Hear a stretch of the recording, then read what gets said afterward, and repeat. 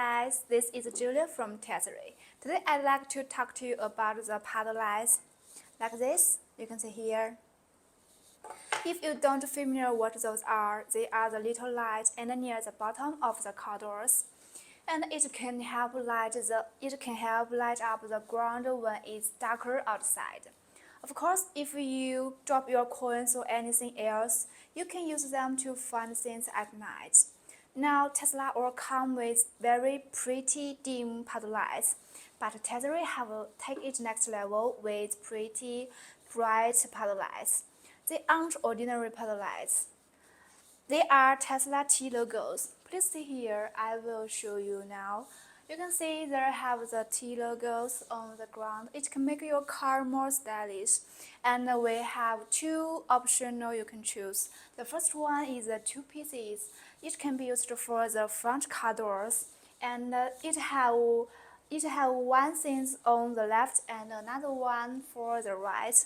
And I show you the package on there. The back of the package is show you the instruction of this, and I take them out. You can see here the package one have two pieces on there. This is the first one, and this is the second one. And they also have two-piece external lines. You can also install them. And the second option is for four pieces. It can be used for the front car doors and the back car doors.